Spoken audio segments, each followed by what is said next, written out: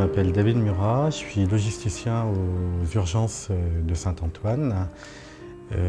Et dans la nuit du vendredi 13, j'étais au comptoir Voltaire où il y a eu un kamikaze qui s'est fait exploser avec une ceinture d'explosifs. À la première explosion, on pensait tout simplement que c'était une explosion au gaz. Donc il y a eu une sorte d'affolement de l'ensemble des clients du restaurant. Et je me suis levé et je suis la seule personne qui m'est rendue sous la terrasse où l'explosion a eu lieu. J'ai pratiqué un massage cardiaque en le mettant par terre et c'est en continuant ce massage cardiaque avec l'aide d'un autre type qui est venu m'aider que je me suis rendu compte que ce n'était pas l'explosion au gaz mais que c'était un kamikaze, puisque j'avais découvert en déchirant son t-shirt qu'il portait des fils sur lui. Et en jetant un regard sur les lampes de chauffage qui étaient au plafond, j'ai vu qu'ils n'étaient pas abîmés. Et je découvre également par terre, après avoir découvert des fils que le kamikaze portait sur lui, des boulons. Et là, j'avais tout de suite compris que c'était un acte de terrorisme et non pas une explosion au gaz.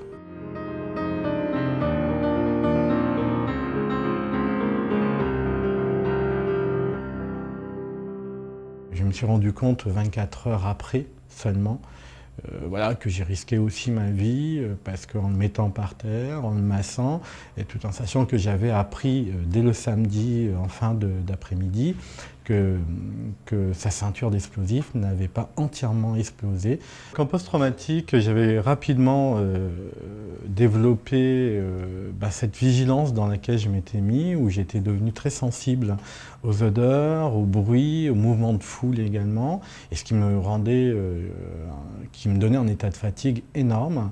Et comme ça, à n'importe quel moment de la journée, je tombais d'épuisement. Physiquement, moralement. J'ai repris le dessus de la vie parce que voilà, je trouve que la vie elle est belle et il faut continuer à profiter. J'ai toujours eu cette philosophie un peu de dire que la vie elle est belle et qu'il faut profiter malgré les difficultés qu'on peut rencontrer au quotidien.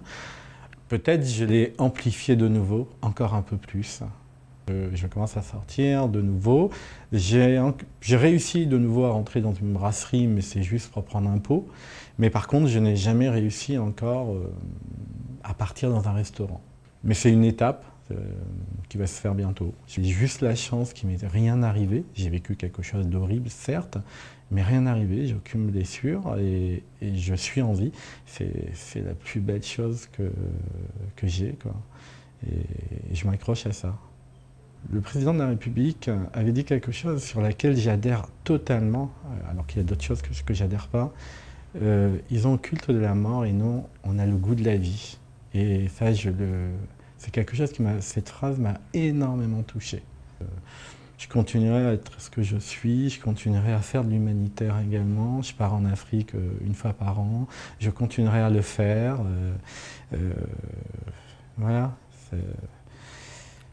J'espère qu'on arrivera tout simplement à vaincre ces gens-là, tout simplement, et qu'on soit plus fort. L'assistance publique avait organisé un concert à Bercy, et j'y étais, sans aucune appréhension. C'est vrai qu'il y avait un dispositif de sécurité qui était énorme, comme il peut en avoir partout actuellement, mais non, ça m'a pas...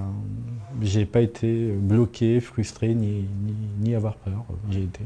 J'ai même passé un très bon moment. Si j'ai pu agir, porter secours aux gens, je pense que c'est mon instinct professionnel a été plus fort.